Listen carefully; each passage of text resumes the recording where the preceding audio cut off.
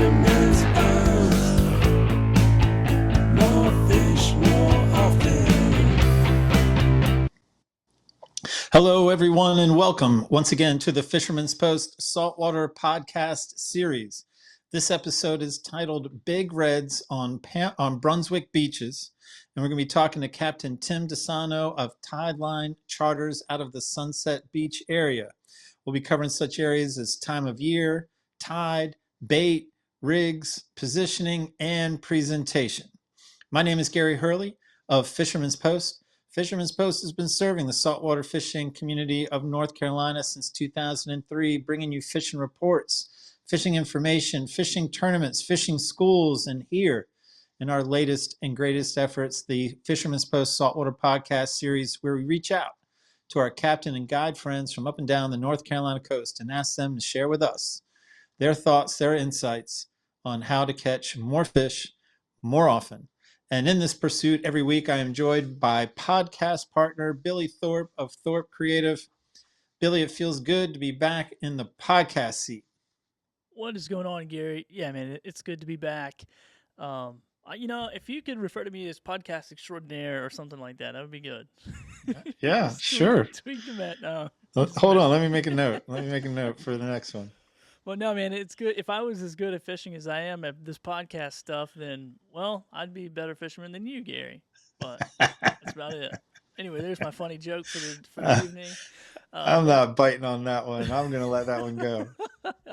I'm looking forward to this, man. Tim Disano has always been a great guest, so I'm looking forward to this episode. And then if you're listening and you like it, be sure to go check out the older episodes, too, because he's been on a few times. So it's always going to be good. Gary, so really appreciate you doing a great job at booking great guests like Tim. I know he's going to make your life easy, but... He is, man. I'm just going to ask him, so what do you think about a big red off Brunswick? And I'm going to check back in 40 minutes and tell him we got to wrap it up. I know, because he's good. He's good. He's that good. He's that good on great reports as well. So he's great. Always fun. Well, man, I'll jump in real quick and shout out our sponsors of the show. You guys saw the top of the show there, Academy Sports, so we want to thank those guys, and we also want to thank Marine Warehouse Center. Get a quick message from them, and we'll be right back. At Marine Warehouse, we have everything from trailer parts, engines, engine parts, new boats, boat parts, a full store. We have a service department. We are your one-stop shop for marine equipment and hardware. We offer a wide variety of parts and accessories for all your marine needs. The best part about working at Marine Warehouse Center is to help customers really get the most out of their coastal lifestyle and share our love for the water. At Marine Warehouse, we're here to get you out on the water because of our love for the water. We like being out there, and we want you out there with us. All right, there you go, Gary. That's your crew over there, man. Yeah, man, I was there the other day, and they were busy, but they were getting deliveries. I asked Emmett, said, yeah, man, they're through the time period where everything was spoken of before it even hit the lot. They are now building up their inventory regularly, which I interpret as weekly, and still doing service work. They've helped me out recently. And yeah, man, Marine Warehouse Center, a friend of the boating fishing community, a member, an active participant in the boating fishing community. Yeah, absolutely, man. They're so supportive, been with us for a really long time, sponsoring the show, so we appreciate them. So go support them wherever you can, and I know we have a worldwide audience, so if you go and you check out Marine Warehouse, they might have something that you want. They could actually ship it to you, so I just want to remind you of that as well. Haven't done that in a while, so we'll remind you of that. And then also, if you're not from around here, you might spot Emmett running around doing some stuff. He's been traveling a little bit, market research, things like that, serving these different areas. But he also has been catching some events, Gary. So this little segment is called Where in the World is Emmett?, where I give you and the audience a hint, maybe two if you're lucky, and see if you can guess where in the world was Emmett spotted. Are you ready, Gary? Where in the world is Emmett? All right, I'm in. All right, so Emmett was at an event where two teams... It's an event, so that's your first hint, where two teams come together and they try to have like a little practice game. What is that called? Do they have a practice game? Practice game. What is the You're name talking of about that practice? What is that practice game called? Gary? Not a real game, but it's still between two scrimmage. Team. A scrimmage, exactly. So that's where I caught Emmett at here before preseason.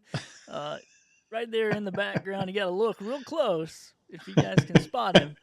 He's in the back at an NFL scrimmage. So I do see him. you see him in the back. So there he is. That tickled me. Back in the back of a football scrimmage. So all right, that's yeah. good. Yeah, Yep. it's that time, man. Football's on. It's on its way. You know, it's So. on its way, man. I don't sports, so I don't really know. I was just hoping I was pretty close with spotting him. You did there. great. You did great. With scrimmage, you With did great. scrimmage. Well, maybe I'll do better with a fish photo. You ready for that one? Yeah, man. All right, here we go. All right, we got John McDonald from Charlotte with a 45-inch red drum caught and released while soaking cut bait from Caswell Beach Surf. So, pretty good looking fish right there. Yeah, man. Good fish. Looks like a sincere smile. I like everything about that fish. You think it's about that 45 photo. inches? You think it's 45 inches as we critique these photos, Gary? That one doesn't scream challenge. There's some that scream Oh, challenge. That one does not scream challenge. That one, I'm just gonna noticed go how ahead tough this and. dude was. He just has that thing, just holding it right there. I mean, that thing's got to be heavy, but whatever. He's playing him like a guitar. I think if you measure it out, if you say his mustache is 4 inches across, and then you do the math, I think that fish measures out. Like that little line on a map where you just grab it. Oh man, that's pretty funny. Well, if you want to catch a big fish like that, make sure you tune into our weekly fishing reports, and I'm going to swing it over to you, Gary, and let you tell our audience about that if they haven't heard about it already. Oh, weekly fish. I love any opportunity to talk about weekly fishing reports, the new project here for Billy and I, Fisherman's Post. Weekly inshore and nearshore fishing reports delivered in an audio and video delivery method. It is behind a paid wall, a subscription wall at the fishermanspost.com website, but every week we release a new one, talk to 11 captains from 11 different areas from up and down the coast, have about a 5-minute conversation with each one, talking from everything to bait, red drum, trout, flounder, Spanish, cobia. I mean, really anything that's happening, how the hot weather has affected their fishing, how the high and severe low tides have affected their fishing strategies. And it's a great conversations, full of information. And fishermanspost.com member content for more information. How about that? I wasn't even prepared for that. I think I did all right. That was good, Gary. That was good. And it's so good that one of the captains that's part of that is on the show tonight. And his reports are so good, he goes back and listens to his own reports and goes and catches more fish. he takes his own advice. That's good for him. You'll hear some of that on the show tonight, I'm sure. That's a great endorsement. All right. Well, listen, I'm going to talk with Tim, and then I'm coming back to you for Billy's best takeaway. Again, that's Billy's best takeaway to conclude our show. But right now, it is absolutely my pleasure to welcome to the show Captain Tim Disano, Tideline Charters out of the Sunset Beach area, here to talk about big reds on Brunswick beaches, or just off of Brunswick beaches. Tim, welcome back to the show. Yeah, what's going on, guys? I appreciate y'all having me back on the show, and that's the second or third time we've been on. But any chance we get to talk about some fishing, especially some real good fishing that's coming up, we like to do it. So, bull red fishing is something that we look forward to all year long, and it's close. It's getting real close. So we're kind of already gearing up. We're starting to see the beginning signs of what should be them starting to move into the area, but I think I'm going to cut you off. All right. I'm going to cut you off because you've got 2 questions before you start getting rolling. You don't get to go right into big reds off of Brunswick beaches. You're one of our favorite guests, but you don't circumvent tradition. You're not that favorite of a guest. The first question, sir. Are you Go ready? ahead. We're strictly business here lately, Gary. But go ahead. Come on. Why should we listen to you talk about a big red off of the Brunswick beaches?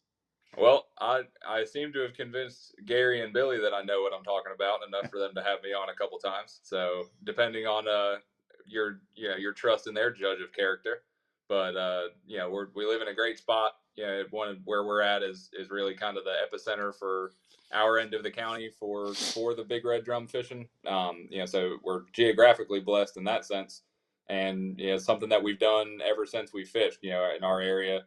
Since I've been young, it's just something that is kind of a cool phenomenon that happens for about a month and a half. And, we've spent a lot of time doing it. We've been pretty successful.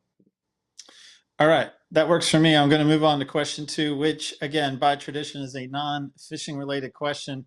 So speaking about big drums, your question is about a big drum, but it's about a big musical instrument drum. I'm going to give you a 3-foot window. according to the Guinness Book of World Records, how tall is the biggest drum, musical instrument drum? 30 foot.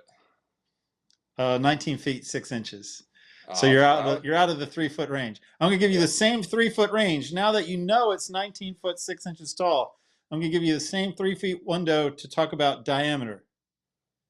15 feet. Yes, you're within. No, you're not. It's 18 feet 2 inches. You're Oh, just well, outside. that so listen to me when I'm talking about red drum, but not about geometry, because I guess I don't understand how circles work. And I'm gonna give you within 2 tons to guess how heavy the largest musical instrument drum is. You said give me within 2 tons. Yeah, so we're talking So tons. so let's go 4 tons. No, it's 7. You were 0 for Yeah. 3. You don't get the sound of my voice on your voicemail. You haven't won the Yeah. special prize. But So, we did like your answer about why we should talk to you about Big Reds. So let's talk about Big Reds. And yeah, man, in your show notes, I like, really setting the stage for when people can start. This will be released in very beginning of September. Set the stage for when people can sincerely start to look for Big Red Drum with regularity, or I guess once they first start showing, and then when they show with regularity. yeah, so for us, it varies, and it's a conversation that we have frequently with people that are coming down. They're wanting to kind of get a time frame of when they should be here, if that's something that they're wanting to target. We have people that come every year, and that's their favorite thing to do. So we try to give them the window. For me, my stock answer is mid-September. We've had them show up as early as the second week. We've had them not really show up super great until 28th, 29th. 30th, towards the end of September, but it's going to be sometime mid-September. And really, realistically, I think there's a number of factors that kind of push them in. The first and foremost being bait. So when we start to see the big schools of pogies showing back up on the beaches and in the inlets, that is our first clue. That there's no redfish without the pogies. It's just they go hand in hand. They're here to feed and just gorge themselves as much as they can before they move back offshore and spawn. So that really is the first thing that we look for is bait showing back up. I would say it's definitely a water temperature thing as well. Typically we're starting to be on the downward trend as far as our temperatures go. This afternoon we just got done. The water was 90 degrees. Typically, from little mental notes and physical notes that we've made in the past, as far as when we start to catch the real big ones, we start to see it at least closer to very low 80s, high 70s. And for us, over the last couple of years specifically, the water temperature seems to fall to that range pretty quick. As soon as we get some days where it's out of the high 80s, low 90s, we'll start to see that water temperature start to drop. The rising tide, we typically see anywhere from 1 to 3 degree cooler water anyway. So mid-September on a rising tide, mid to late September, it's not uncommon for us to have that water temperature back down, especially in the morning, 78, 79, 80 degrees. And that's something that we look for as well. But the bait is the big factor. Right now we're already starting to see signs of, not maybe the sheer amount of bait that we will have off the beaches here in the coming weeks, but there is more out there than there has been. So that's definitely a welcome sign for what's to come. And, that would be, if you were to really kind of start to want to look for some big drum, you need bait first and foremost anyway. So if you're having an incredibly tough time finding bait out off the beach, know that it's probably a little too early for the drum. If you're fishing the jetty system that we have in Little River, South Carolina, if you put a cut pogie on the bottom of any size any time in the year, you have a chance of catching a great big drum. But when we talk about big drum fishing, we're talking about them being here in big numbers. So that's really the kind of what we're looking for. Not 1 or 2 fish here or there. From my best guess, without ever seeing how big the schools of fish are, there's got to be tens of thousands. Everybody's seen the big aerial shots of the big giant schools of drum pushing down off the beach, especially out off the Outer Banks. It's the same fish. They're working their way down the coast. Oriental, all the areas to the north of us typically get them. Pamlico Sound area, they're getting them way before we are. And it seems by the time they're kind of done biting up there, they've moved on to us, and they kind of camp out with us for, anywhere from 4 to 6 weeks typically. All right. So I guess my next questions go to like, once the conditions present, like I think that was a very clear answer about when you can start expecting to see them or see them with regularity. So now, once we know that we are in the zone, the water temperature is there, the bait is there, then what are the conditions that make for a better day than another? And I don't mean the obvious, like it's just too rough to be out there or too rough to see, but I'm wondering, does wind direction play a role? Does moon phase play a role? And then I think you said something about tides, even off the beach playing a role. So what are some of those variables that might give you more confidence or Yeah. historically play out better? Yeah, absolutely. So, where we're at, the Brunswick beaches, anywhere from Holden on down into the state line, our beaches are south facing. So, our predominant wind direction towards the fall is typically out of the north for the majority of the day, which helps in a lot of ways. One, it's going to keep the beach pretty slick. Even if it's blowing 15 to 20 miles an hour, if the direction is correct, it's going to be plenty calm enough for your average boater and anything 18 foot or bigger to be comfortable in that anywhere from inlet to 1 mile range. Most 99% of the fish that we're catching are either in the inlets, we're just off to either side, and we can talk about structure in a little while, but or in that 12 to 15 foot of water range. So they're up and down the beaches in the schools of bait, or on some of the really shallow water structure that we have. So wind direction, as long as it's calm enough for us to be there, that's typically the wind direction we like. I don't think if it's a few mile an hour or a few degrees difference as far as direction, it was going to make a difference as far as the bite. It's more or less just going to make it more comfortable for us. Now, tide wise, the moon phase, I would prefer personally, and I'm not sure. I'm sure a lot of people would agree that if we're not fishing on a big moon phase, whether a new or a full moon where the current is just screaming in and out of the inlets, that makes it easier for us to fish it. Helps us set the boat up better. But I also think that it definitely helps the bite. When we are on a big moon phase, we target really heavily, the hour on on either side of the high or the low, where the current's going to be a little bit more manageable. That's mainly pertains to when we're fishing the inlet. So when I talk about fishing the inlet, there's no secret spot. The Little River jetties hold a lot of fish and a lot of the big redfish this time of year, and there's just some areas where you just plain can't sit.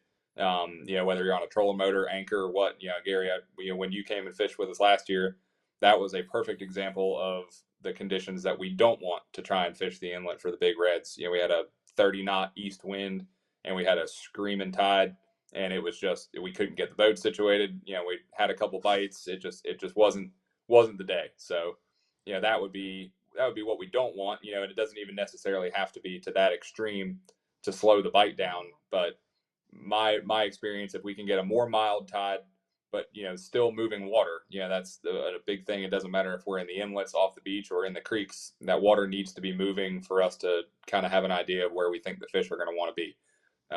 So we definitely want moving tide, but it helps to not have as so much tide that you can't really get situated how you want to.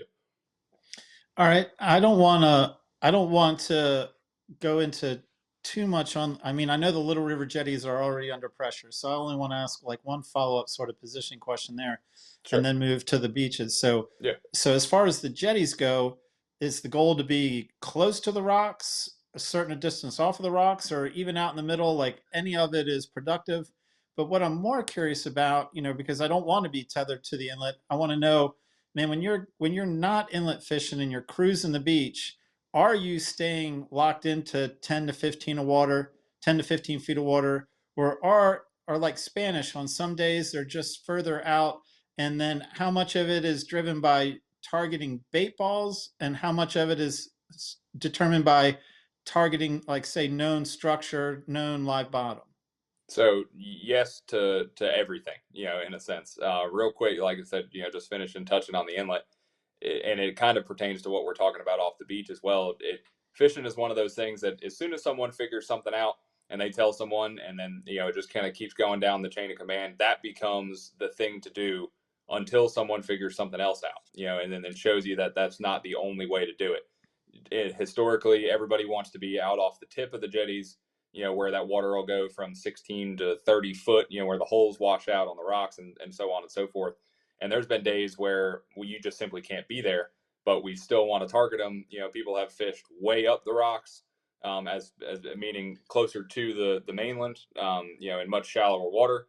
They fish directly in the middle, and it seems to be, certain times, you can still be successful doing that. So it more or less will matter what you're fishing with, the style that you choose to fish with. Everybody used to drift for the fish, whether it was on the beaches or in the inlets. Then people started using trolling motors, and then spot lock came around. And now everybody just tries to race to get to their spot, and they just try to hang out there until they see someone else catch one, and then they run over there, and it's kind of derby style fishing. But now off the beaches, we kind of look at a number of things. The two main things that we're going to do is we're either going to run the beach and look for the bait balls, or set up on known structure. So the way that I try to attack it, if seas are favorable and the conditions are right and we can run out off the beach, if I can find a school of drum in a bait ball or on structure and be the only boat fishing them instead of being stacked up in any of the inlets, whether it's Little River, Shalote, all of our area inlets are going to hold these drum. But if we can find them out kind of to ourselves, that's really when you start having a lot of fun. It's not, you're not competing, as heavily with other boats, with traffic, with, people trying to come in and out of the inlet that aren't fishing. It gets really hectic at times. So I typically, on your given day, that 12 to 15 foot range, that time of year in our area is about where we're going to find the pogies. Sometimes you'll get them in 6-8 foot of water way up in the breakers, and sometimes you will get them out into that 20-25 foot range. Either way, wherever the bait is going to be where the fish are. The fish are going to be holding just below the bait balls typically. So what we can do is we'll catch our bait on a different ball. We're not throwing the cast net on a bait ball that we're trying to fish, but we try to have our bait already, and we can pull up, and you can tell which direction the bait is moving down the beach, or in or out, shallower to deeper, or they might just be sitting pretty stationary. So you can look at that and tell based on if the sun is high and the visibility is good, and the bait is schooled tight enough. I mean, we've all seen that just big dark wad of bait on the beach, and you can see them really good that way. You can tell by just looking at how they're flipping, if they're moving one direction or another. And not every bait ball is going to have redfish under them. It's going to be typically one or two that are going to have all of the fish. So it definitely pays to pull up. You can either put your trolling motor down. If it's calm enough, a lot of times we'll just kind of bump in and out and just try to stay with the bait as it's moving. And we're going to cast, either I might have one or two people cast around the perimeter of the bait, or if you're starting to get a little frustrated, send it right down the middle of it. But it's by the time that bait hits the bottom, if you don't get a bite in a minute or two, there's a pretty high possibility that those fish aren't in that particular set of bait, and we'll move on to the next one. Something that's important as far as our bait goes, when I'm talking about the bait balls off the beach, we're talking about pogies. I like to try and do something to my pogie to let it stand out from the rest. If there's a couple hundred bait in that ball right there and you drop yours down just because it sits a little deeper, doesn't necessarily mean it's going to entice a bite. A lot of times if we're, whether we're nose hooking them, or a lot of times I'll hook them through the back, this time of year, we're going to bring a lot of bait with us to do this. So keeping the bait really pretty looking and alive for a long time is not imperative. A lot of times I'm going to hook him straight through the back, and I'm going to cut his tail just right at the base of his tail. He'll stay alive really well for maybe 2, 3, 4 minutes at tops. But if for that 2 or 3 minutes, he's going to be kicking like crazy and, emitting blood, scent, everything else. And that wounded, pogie that is now a little bit lower than the rest of the school, if there are fish on that particular set of bait, a lot of times that's what it takes to kind of get them to want to bite it. But it's a little bit different when we're setting up on structure. We'll put a little bit more of a spread out. We're lucky in our area, we have a lot of really shallow water, little wrecks, little rock piles. It's amazing how many fish will hold on a piece of structure that might not even be the size of your boat. And that's again, just something that is often overlooked. A lot of people want to go out and catch these fish, and they know that it's relatively simple fishing, and just to be able to go out and catch one or two, and everybody just wants to go to what they think is going to be the sure bet, and a lot of times that is the inlet. But if you can figure out the fish off the beach, know what to look for, and be willing to put your time in, and as far as just running up and down the beach, sometimes it's tough. I might have a group of clients that they only want to catch one or two and then maybe switch gears and go do something else. If that's the case, then I might sit in a higher percentage spot, even if I'm only going to catch one or two, and then kind of leave and go do something else. But when I have a group that is what they're wanting to do is we're going after the big drum, and that is the game plan, then if conditions allow, we're going to go run off the beach, because when we do find them, it might take us a little longer to get a bite. But when we do, we're probably going to be able to kind of run the numbers up pretty quick. Okay, talk to me a little bit about your tackle. Maybe start with rod, reel, line, and then go to the terminal tackle. Like, what your go-to is, and or what any kind Sure. of variation or secondary setups you might have on board.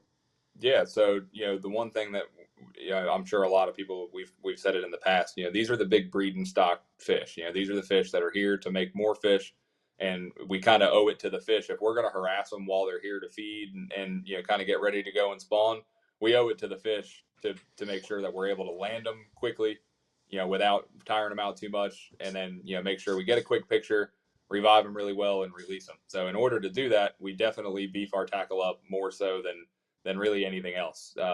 Minus this, a lot of the same gear that we use when we're cobia fishing is what I use when I'm bull drum fishing. So I use star rods. It's an 8-foot extra heavy, pretty stout rod. And then I use, sometimes we, depending on the day, or if we're going off the beach or at the inlet, I use anywhere from a 5,000 to a 6,500 reel. I use Daiwa BGs, and we have a few Saltis as well. They're great reels, a lot of drag, a lot of line capacity.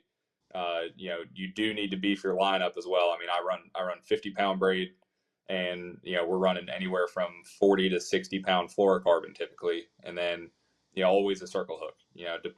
If we're using the bigger 8 to 10 to 12-inch pogies that you're going to see out off the beach, we're a lot of times we're using a 6.0 circle hook, 200-pound swivels, running really short leader. But just if you look at your tackle and you think it might be too light, it probably is. Unfortunately, you see a lot of people, they're taking their normal, maybe not necessarily their trout rods, but maybe what they have for a flounder rod, or a small slot redfish, and they're going out and they're going to hook one of these fish, and it's going to take them every bit of 30 minutes to get them to the boat, if not longer.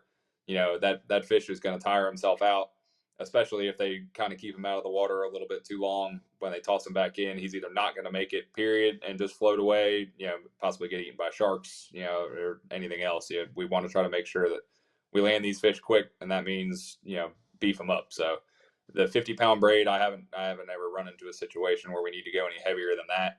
And between 40 and 60-pound fluorocarbon, if we're out in the open and we're on the beaches, we don't necessarily have to lock these fish up how you would if you were fishing in traffic. If there's a lot of boats around, we're going to beef our gear up even a little more, that 60-pound fluorocarbon, to enough to be able to lock the fish up, keep them out of everybody else's gear, out of other boats' way. We can back it down just a touch when we're out there off the beach when we're by ourselves, but always a circle hook. And something that I see, a mistake I see people make sometimes, and I mean, everybody has different opinions on leader length. My opinion on it is that if we're fishing for fish that like to feed on the bottom, and you're running a 4-foot leader on your Carolina rig, you're no longer fishing on the bottom. So I'm anywhere 15 inches typically is what I'll try to stay around, 12 to 15, maybe a little longer if I happen to cut a larger piece of fluorocarbon, but it's sub 20 inches always. I find that I just get more bites.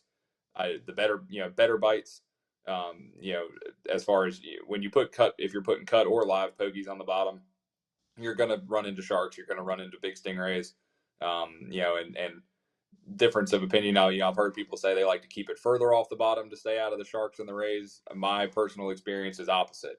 I like keeping it super tight to the bottom. Those fish are perfectly designed. If you look at the way a redfish is shaped, his eyes are higher on his head. He's always looking down. they're looking to pin baits to the bottom. So, shorter leaders and definitely heavy enough tackle to be able to handle these fish, because, a lot of times you will have people, they come down and they're like, oh, well, how strong could they be? Maybe having not fished for a lot of different species before, and people are always amazed at, especially when we start talking about fish upper 30s, low 40s, and plus size fish that we have that are in these schools. You got to be able to at least try to control them. You're not going to be ever really be in control, but you got to be able to steer them one way or another and land them in a responsible amount of time. All right.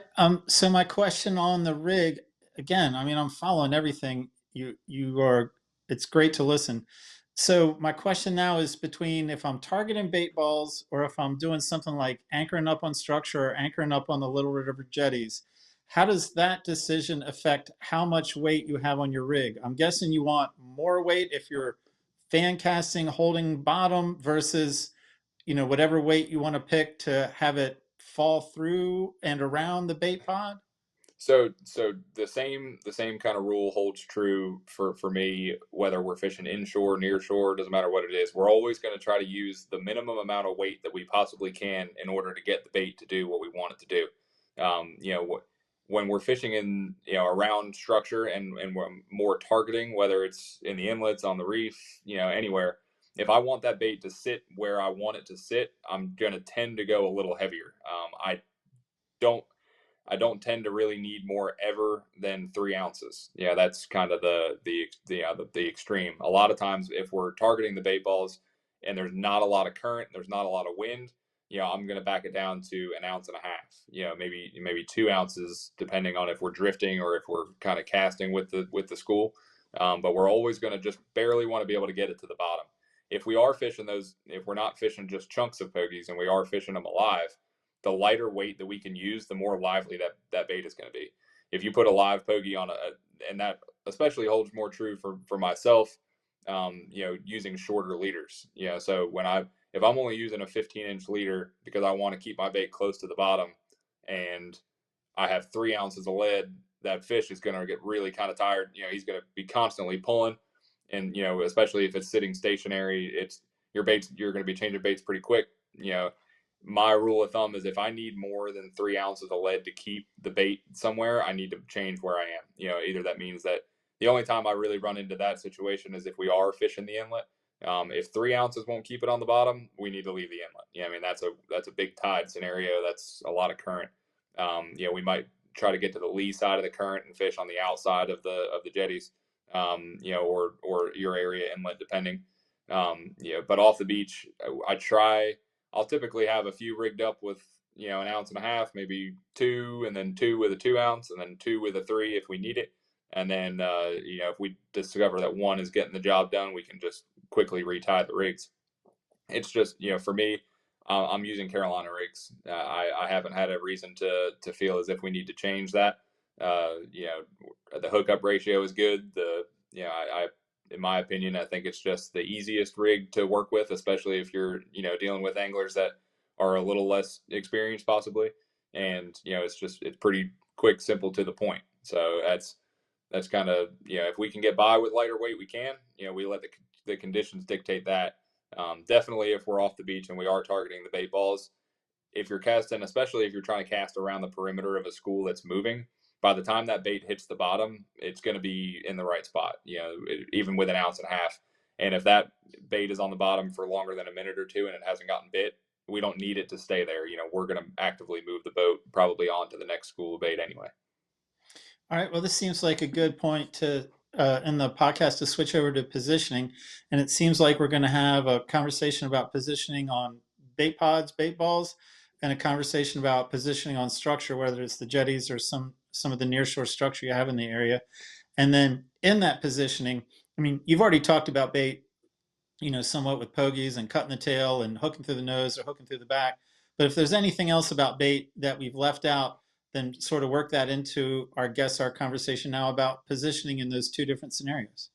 Yeah. So as far as positioning goes, fish are going to typically orient themselves into current. They're looking for the path of least resistance.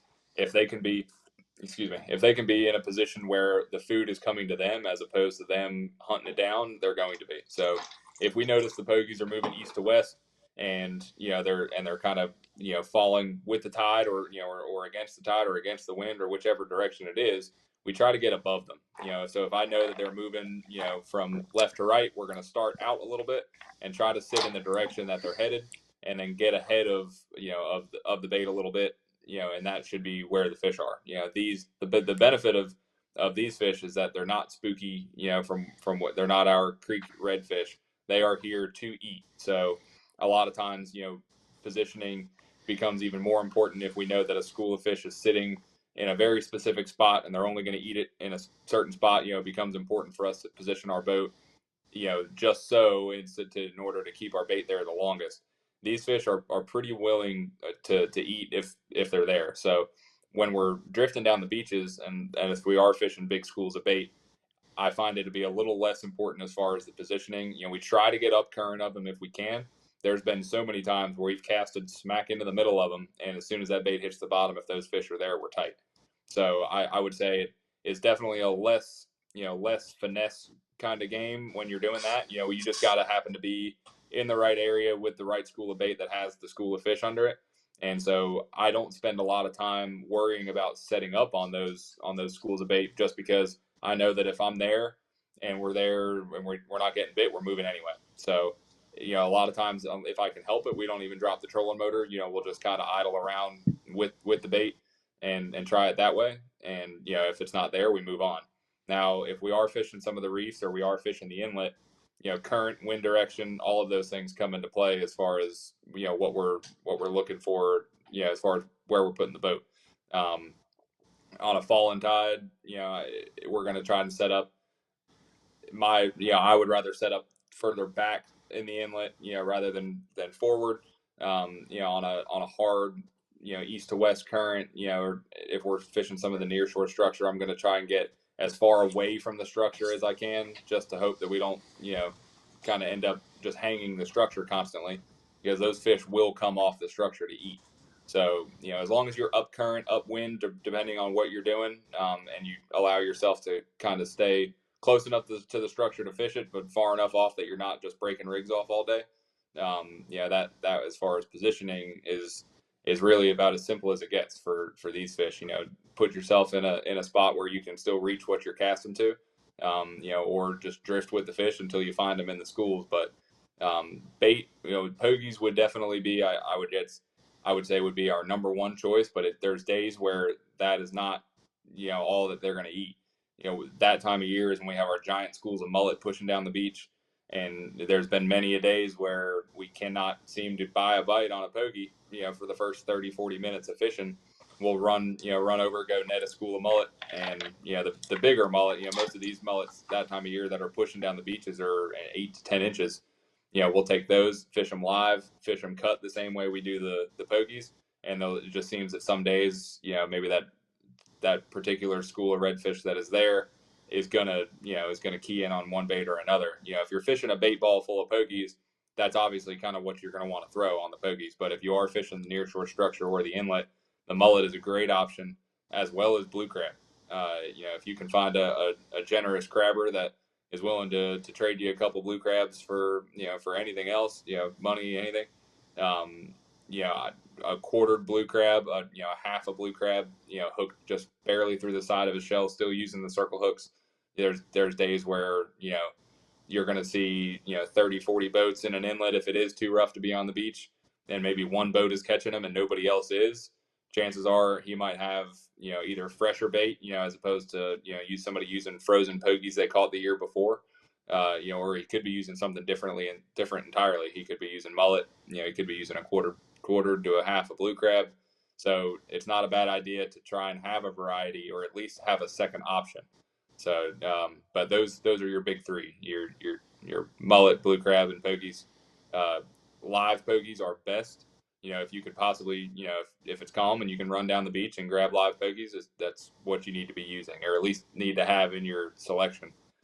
There's days where, if anybody's spent any time king mackerel fishing, there's days where you're just not going to find the pogies. And especially for us on a shorter half-day trip, maybe if we've already spent 30 minutes looking for bait, that's about all I want to spend, to make it fair for the people that are fishing with us. So we will carry frozen bait with us when the bait is plentiful. Stock up, use what you need to use for the day, take the rest and freeze them, try to, or keep them in the fridge or in a cooler if you're going to be going the next day or two. And that those cut fish the same way is a great plan B for not having live bait. All right. Well, look, this Brunswick County big red drum off the beach is one of my favorite fisheries. I'm excited just having this conversation, and I could easily talk with you more about it, but we're basically at the end of our time. And so this is where I say, Tim, any final thoughts, anything you didn't get a chance to say or you wish you had said before on any of our other topics? I mean, this was as thorough a conversation as I've had. I don't see any holes I would have asked, but I always just like to give you the opportunity. Last thoughts on big reds off of Brunswick beaches. Yeah, I would say I can't think of much else to add, without sounding like it's easy. It is something that is accessible for a lot of people. Hopefully, people are able to take away something from our conversation today as far as just the sheer basics. I would say if I had anything to add, it's just get out there and try it. You get the people that are going to catch the most fish are the people that fish the most. There's no replacement for time in seat. There's going to be days where you get out there and you might struggle and you might not catch one, or you might only catch one or get one or two bites, but you've learned something. You've learned, okay, well, I don't need to sit here if the tide is doing this, or, hey, I've noticed that, when the tide is all the way out, it seems that the bait is a little bit closer to the inlet or further away. Those are the kind of things that you don't pick up on unless you go. So, if you get the opportunity to go as much as you can. Bring somebody who's never caught one. It's something that's unique to our area for this time of year, and chances are for someone that's kind of just starting to get into fishing, especially saltwater fishing, this is probably going to be one of the biggest fish that they have access to catching, especially this close to shore. I mean, they're just a ton of fun. Make sure you're responsible with your tackle selection. Use heavier than what you need. It's not necessarily, they're going to give you plenty of fight, so a lot of times you'll hear people say, oh, I'm going to use lighter gear because I just want to fight them longer. They're going to give you everything you want on whatever gear you have. So, definitely, make sure you can land them quickly, snap a couple quick pictures, get them back in the water, and don't just toss them back in the water. That's something that's a pet peeve of mine. You'll see someone that has already had their fish out of the water way too long, and then they just hurl it over the side. It takes an extra 30 seconds tops to be able to grab that fish by the tail, slowly rock him back and forth until he starts to get his strength back and let him swim away under his own power. Because it's just as heartening to see that, and a fish that we all enjoy, that, not only do we enjoy catching the big ones, we enjoy catching the smaller ones that these are here producing. When you see one of them float past you belly up, especially when it gets real busy, or if you're out on a weekend and you see two or three maybe float past you, it's avoidable, and we should do our part to make sure that these fish are around for all of us. Understood, Tim Disano. Thank you. Again, that's Captain Tim Disano, Tideline Charters out of the Sunset Beach area. I always enjoy talking to you. Always learn something. Thank you so much, Tim. Yeah, absolutely, guys. Appreciate having us on again. Look forward to next time. Right on. Billy Thorpe. What is up, Gary? Sorry, I was trying to find the unmute button there. And Tim makes your job so easy. I gotta talk to these guides, man. They gotta make you work harder. They gotta shorter answers, less information, make Gary Hurley sweat a little. I don't want to overstep myself, but I imagine I'm a lot like Michael Jordan. I just make it look easy. It's not as easy. I make it look easy. Michael Jordan. This is going to be definitely a takeaway that we don't even do takeaways for this podcast, but I'm definitely going to start now that you said that you compared yourself to Michael Jordan. I love it. That's all right. Well, I'm Dennis Rodman then. I'm a little messy, but I make it happen. and party hard. I got to go pick you up from Vegas myself to do the podcast. Yeah, right. Yeah, I'm headed to North Korea. You guys need anything? All right. Man, I'll tell you, he basically gave a T-shirt slogan at the end. The people that fish the most catch the most fish. That might be a T-shirt. I mean, I'm not into that, but that might be a T-shirt for somebody. He said time in the seat, not time on the water. I was a little disappointed, but then I was like, okay, well, that's a different one, because usually it's time on the water. Like, time on the water, you can catch more fish. So, man, a lot of good takeaways from that episode. I think one thing that caught my attention was he's paying attention to these bait balls. One, he's saying that there's not fish under every bait ball, which does, and in my mind, I would think there would be, but you got to go kind of pick through those bait balls and then, figure out where the ones with no fish and get your bait there, but then go fish the other ones. I thought that was a pretty good strategy. I could see where I would just get excited about bait and I'd be trying to catch bait and fish out of the same hole. But, so yeah, I thought that was a pretty good one. And then, if you don't get a bite by the time the bait hits the bottom, like you could probably just move on and do something else. Yeah. Because like you said, they're feeding, they're aggressive. Like it's not like creek fishing, like he says, man. They're gorging, they're feeding. So if you have a bait in the zone, chances are high. And then you got to play, like a lot of fishing, you just got to play the numbers game. If you cast at 50 bait pods as opposed to 10, your chances go up. Oh, I thought you were going, Gary, with numbers game, like fish on more people's boats and catch them. That's where I thought you were going. Well, yeah, everyone should do that. I don't know why more people don't. You need to get just more go fishing with their captain and guide friends. Yeah, more friends with boats. Like, what's your guys' problem? That's how you catch more fish. More time on the water. Put me on a podcast. I'll tell you how to catch them. What fish are we talking about? I'll tell you who to call. Yeah, right. Yeah, you gotta have a directory podcast. Live call-ins. I can't catch trout. Oh, here, call this guy. I can't catch red drum. What I do when I want to catch trout is I call. That's a special segment, Gary. We gotta write that down. Well, man, it's been fun. Thank you so much, Gary, for doing nothing and letting Tim talk a lot. It was great. In Marine Warehouse Center, thanks for supporting the podcast. Academy Sports, thanks for supporting the podcast. And be sure to support those sponsors where you can. And also, if you want to catch more fish, we got Tim Disano. He's in the lineup of the fishing reports every week. So he is sharing a wealth of, most weeks, I should say, not every single week, but he's there a lot sharing this expertise and helping you catch more fish more often. So, Gary, appreciate it, man. High five. Thank long you. Distance.